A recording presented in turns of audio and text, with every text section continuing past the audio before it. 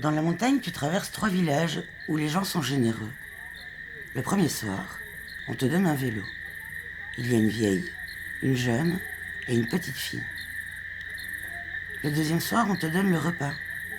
Il n'y a pas grand-chose. C'est de la farine, de l'huile d'olive, un peu de tomates et de fromage de brebis frais. Tout ça, mélangé dans un grand plat, te semble être la meilleure chose au monde. Le troisième soir, on te donne, tu ne sais pas, la culpabilité. Tu te réveilles au milieu d'une pièce. Il y a du barbelé dans ta main et une projection. Tu demandes à comprendre.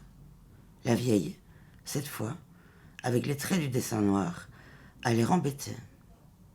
Tu te demandes si tes sentiments sont manipulés et surtout pourquoi. Que tu te sentes redevable, que tu aies la culpabilité et pour que tu veuilles rester. Tu leur dis que être gentil, ça marchait bien.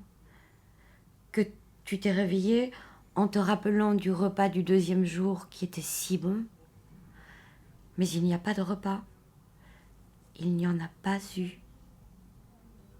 Tu es dans cette arrière-cuisine, sans lumière depuis 3 jours. Tu reconnais l'odeur de moisi, légère, la fraîcheur et le son de la chapelle, la cloche. Tu te dis que les autres personnages sont manipulés, ou te manipulent aussi, sont coincés ou veulent t'aider. Tu pensais que tu étais arrivé avec la petite, mais elle fait partie de la boucle. Son outline change de couleur au fur et à mesure, comme la vieille. Serais-tu la jeune ?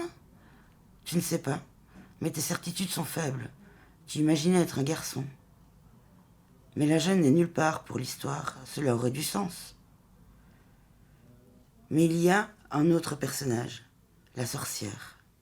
On dirait la jeune, mais avec les yeux surlignés de noir et un nez plus fort. Tu sens que c'est la vieille par son attitude.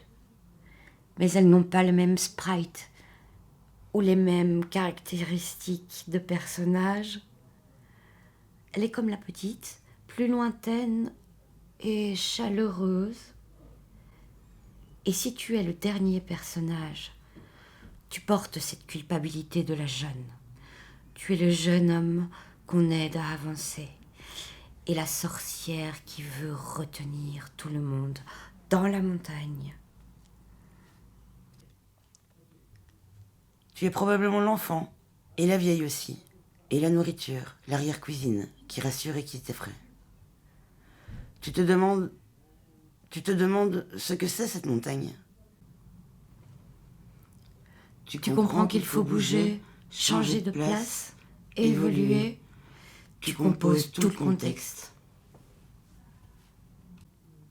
Tu as le goût de nourriture italienne en bouche en te réveillant.